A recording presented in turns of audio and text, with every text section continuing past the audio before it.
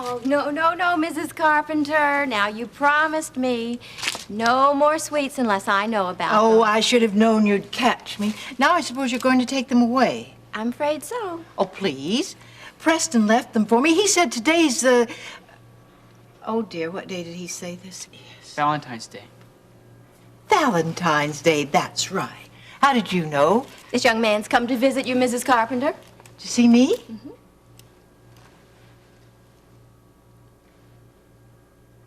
Fawn! Oh, you finally came to see me.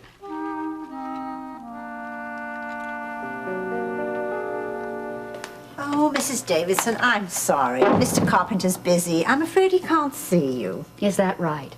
Well, maybe if you tell him I have something he's been wanting back for the museum. The museum?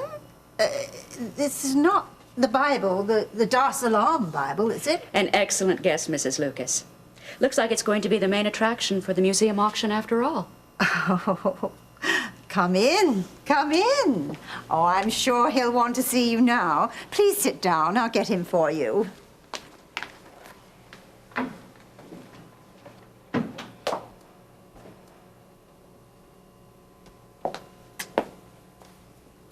Mrs. Davidson.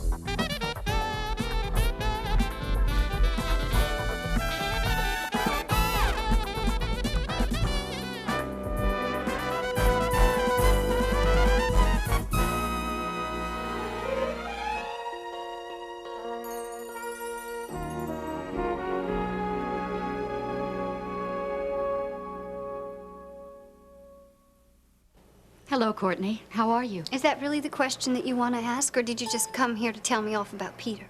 No, actually, I'm here to see your uncle. I'm sure you've heard about the Bible being stolen. The one to be auctioned off for the museum? Yes. Well, we found it. It's right out there in the hallway. Oh. Oh, well, I'm sorry. I assumed that you... Well, I figured you want me on the next stage out of town. I understand the cattle baron's daughter has been ordered to stay away from the hired hand. I hope you understand. I know Peter doesn't, and... Well, I don't want you to think that I just led him on for the fun of it. I'm sure you didn't. The Courtney I saw with my son wasn't pretending either. I had the distinct feeling she really liked him. She did. If only my circumstances didn't have to dictate my life. Well, maybe they don't have to. Mrs. Davidson, you don't know my half of the story. Why I've got to marry Vaughn. Do you know why yourself, Courtney? Peter's told me that it's because of your family, your mother's illness. Well, then you understand.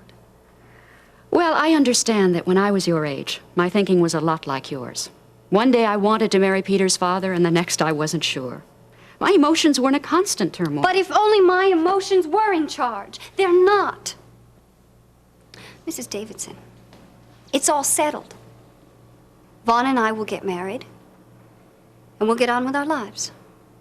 And live happily ever after? I plan on being the best wife that I can be, and a good mother to our children. Those things go hand in hand, Courtney. But the best thing parents can do for their children is to love each other. And that will come, in time. I hope so, for you and the children's sake. Because kids have a way of detecting how much love's in a parent's relationship.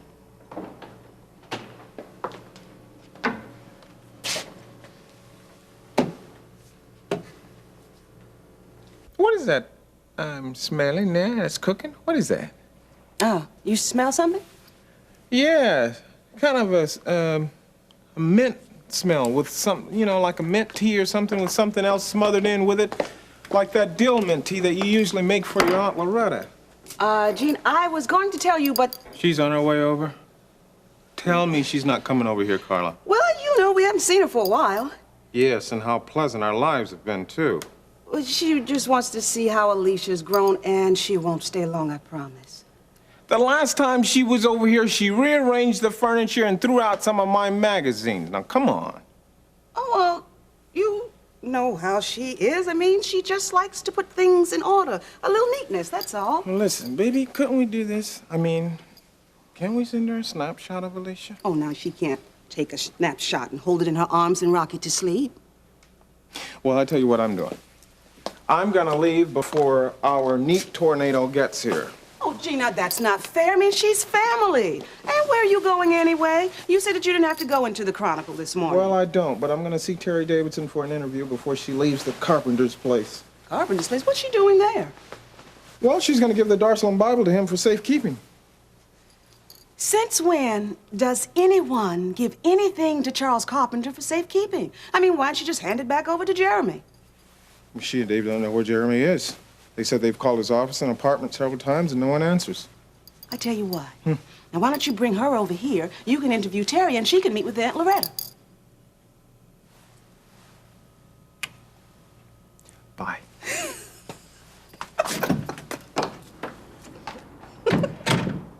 Oh, I knew that you'd come. Courtney said you wanted to see me, Vaughn. Oh. You don't quite understand. I'm not exactly who... Oh, well, now that you're here, I want you to tell me all you've been up to, young man. Well, he can stay, can't he? Oh, certainly he can. See, it's okay. In fact, I'll leave you two to yourselves right now, Vaughn. Now, sit down and tell me all about you and Courtney. She tells me you gave her a lovely ring. No, I didn't give her a ring. That was Vaughn. I'm not Vaughn. You're not Vaughn? That's what I've been Courtney's Vaughn? I've been trying to tell you. Who are you, young man? I'm sorry, it's okay. How did you get in here? It's okay. I'm Peter Davidson. I'm sure Courtney's told you about me. Peter? It seems I once dated a young man named Peter. Such a lovely name. Thanks. Since you're a friend of Courtney's, you'll be at her wedding, I suppose. I don't think so. You know, she wants me to be at her wedding. It's taking a terrible risk, but Courtney's that kind that she insists Mrs. I should be... Carpenter, I don't know how else to tell you this. If she marries Vaughn, she's going to be making the biggest mistake of her entire life. She doesn't love him. Of course she loves him. Why on earth would she marry him if she didn't? Mr. Carpenter would have my head if he knew I was here. I love Courtney. You love... What? I don't understand. Courtney's told me about her past. She told me that she used to come to you and tell you anything. You'd have the perfect answer for her. Really? I don't know why I seem... But now, she's afraid to come to you. She's afraid to come to you and tell you how she really feels about me. You know what I'm getting at? Mrs. Carpenter? Vaughn, tell me more about the wedding. Have you and Courtney set the day yet? It's just remarkable. Just remarkable. I wouldn't have thought that... Courtney, isn't this extraordinary? Yes, it is, but I'm afraid I'm no appraiser of rare books, Uncle Charles. If you'll excuse me. Oh, Courtney, I just want you to know I wish you the best. Thank you, Mrs. Davidson. Means a lot to me. Well, I am certainly not going to take any more chances with this. I'm going to make certain that it goes back to the museum under lock and key. Dave would still like Jeremy to handle all of the transactions, Mr. Carpenter. And risk having it stolen again? No, thank you. Jeremy had kept his head and had not taken this into Chesterfield, it wouldn't have been stolen in the first place. Well, I'm only relaying the wishes of the owner of the Bible. By the way, you haven't seen Jeremy today, have you? We can't seem to contact him. Mrs. Davidson, I have much better things to do than to keep tabs on a scatterbrained archaeologist. And what about the thieves? Were they caught? No, they got away, but not before one of them shot Dave. You know, I think that it might be a very good idea if I had some protection when I take this back to the museum. Aren't you the least bit concerned about how he's doing, Mr. Carpenter? After all, he risked his life to get this Bible back. And I am certainly not going to risk mine. Frankly, Mrs. Davidson, I'm a little surprised that you brought this over here without any protection yourself. Oh, excuse me, Charles. Well, I didn't know you were entertaining. Well, I'm not really. I'm just working overtime for the museum. Preston, we got the Dar es Salaam Bible back. Oh. Preston? You're Preston Carpenter? Yes. Have we met before? No. As a matter of fact, you haven't. Allow me to make the introductions. Preston, this is Terry Davidson, Peter Davidson's mother.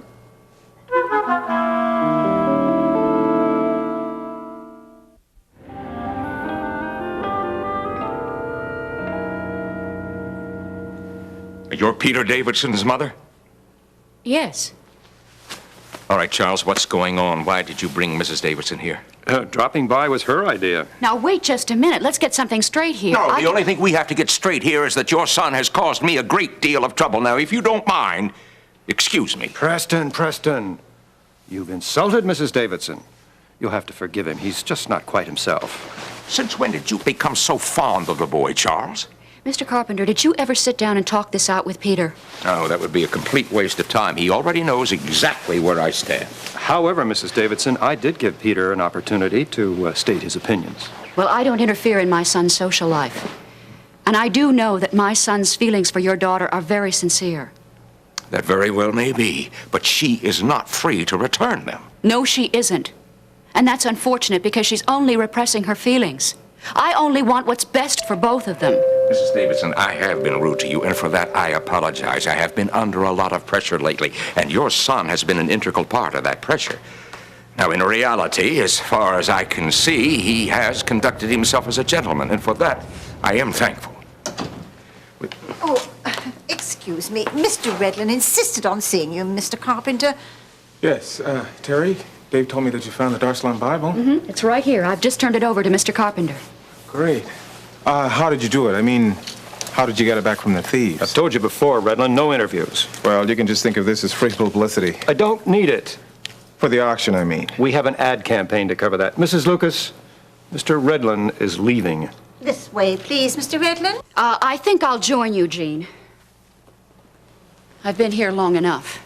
You can answer all of my questions. You know, I was talking to Dave earlier, and he was coming over to find exactly what happened. Well, Preston, I'm going to make sure that nothing happens to this.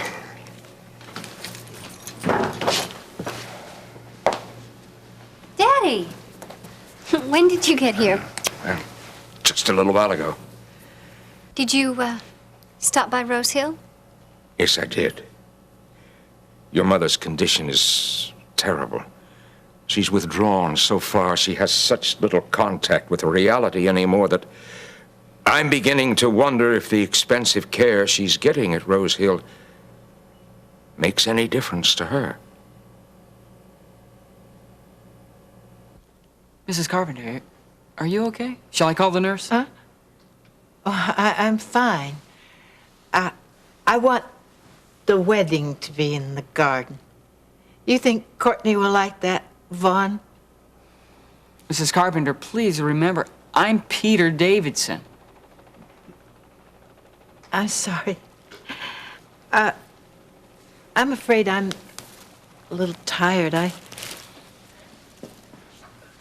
Perhaps you could come again another day and we could straighten this out. Courtney will understand, won't she? Of course she'll understand.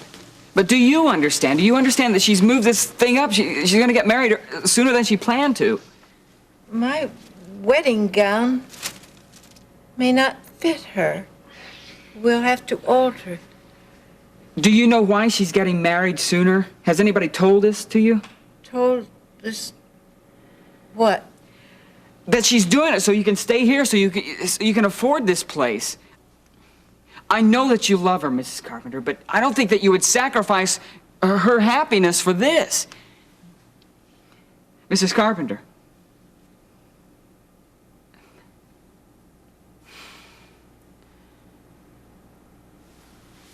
I Guess not even you can stop her.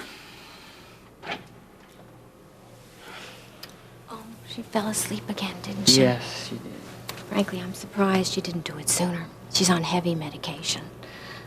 But I suppose the excitement of seeing her new son-in-law is what kept her going.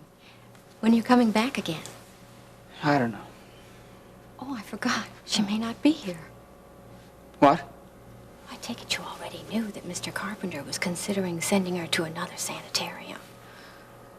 I'll really hate to see her go, but if it'll help cut down on expenses, I suppose I can't blame him. Oh, did he actually tell you he's going to move her because of expenses? Well, the decision's not final yet. You know, I used to see her name in the society pages all the time. All those parties and charity drives. She was once a very determined and strong woman.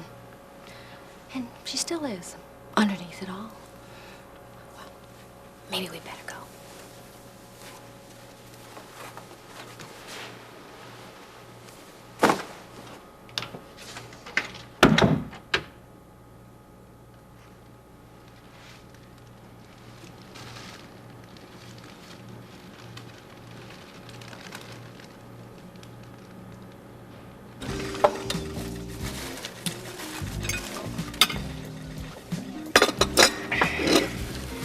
We go back to the clinic and take a hostage.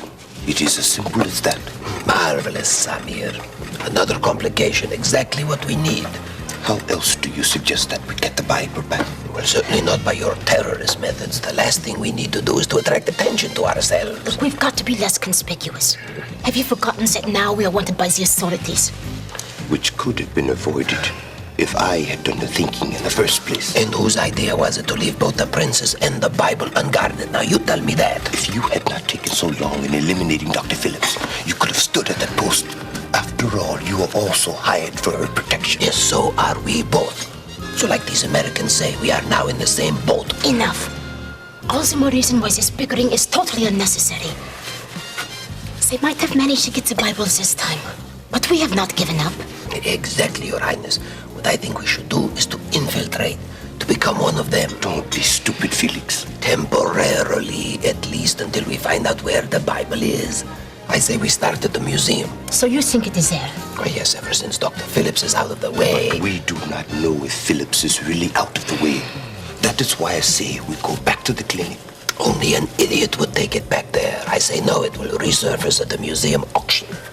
What it was before we took it. And suppose it is in a safety deposit box in one of their banks. Where does that leave us, Felix? I have done bank jobs before, my friend.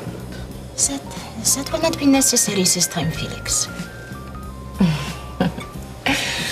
If the Bible is at the auction, then we will infiltrate, as you say, Felix. We will bid on the Bible like everyone else until it is ours.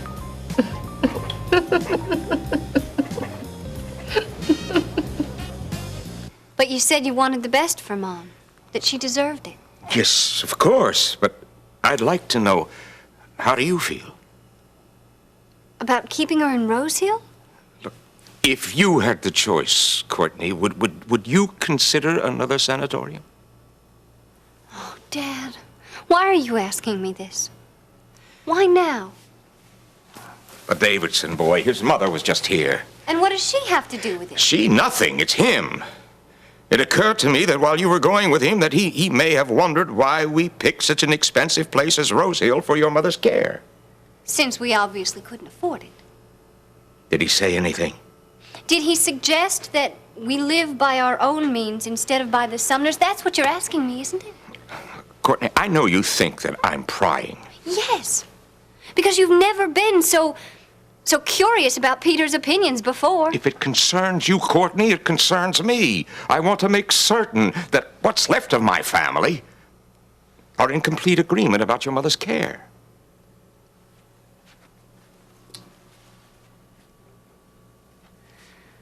Look, Dad, I've agreed to marry Vaughn. Shouldn't that tell you how I feel? If you say so right now, if you say, take my mother out of Rose Hill, I will do it. The wedding date is set. You know that. But things change, and I want to make sure that we're doing the right thing. Well, at least now you know that we're in complete agreement. Well, it seems as if we are.